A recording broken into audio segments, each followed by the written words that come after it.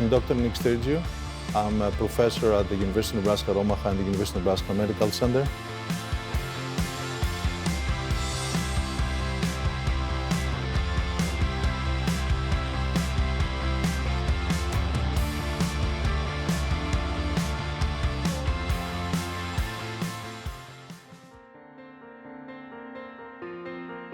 I think when I took a specific course when I was undergraduate, that course was in sports medicine, and this course I was introduced into the field called biomechanics, and I realized that I could study human movement through mathematics and physics.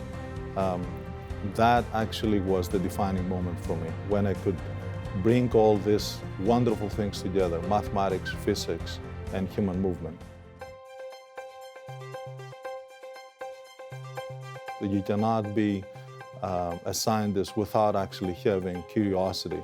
I was, just from the get-go, I was very curious about how small piece of equipment could affect actually performance or could affect injuries. How, for example, the utilization of a shoe could affect the way that you walk, and that actually could produce problems in terms of the way that you're walking, or actually alleviate problems. I was very curious about the utilization of canes. I was very curious about how actually different people, when they fall, are affected in terms of the way that their brain works. I think the most important thing for young people is to read. They should read books, biographies of great scientists. I think they will be inspired by the lives of these tremendous individuals. If you will read, for example, the life of Marie Curie or Louis Pasteur or Benjamin Franklin, for example, you will be immensely inspired by their lives.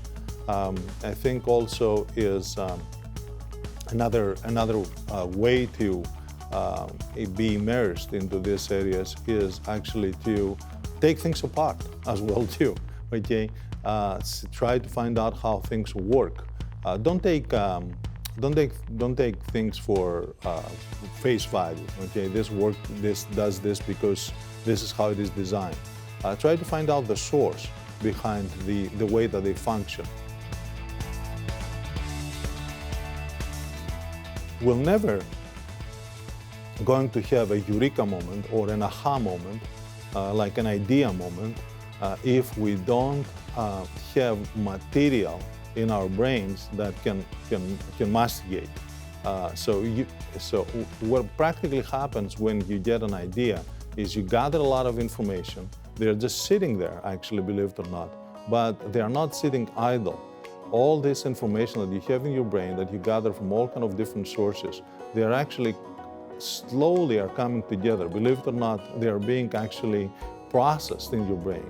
And then at a certain point, all these things will come together into a great idea. But ideas will happen only if you will actually put the materials there. You're not gonna have a fire if you don't put the wood.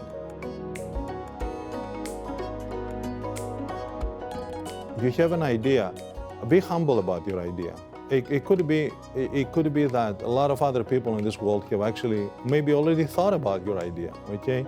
I always say to my people that you can outwork everybody, but you cannot outsmart anyone. You need to keep working, you need to keep working hard, and if this idea will not pan out, move into another idea.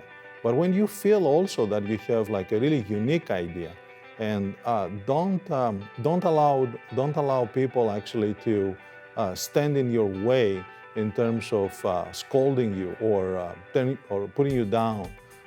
If you feel that you have a tremendous idea, follow through with it.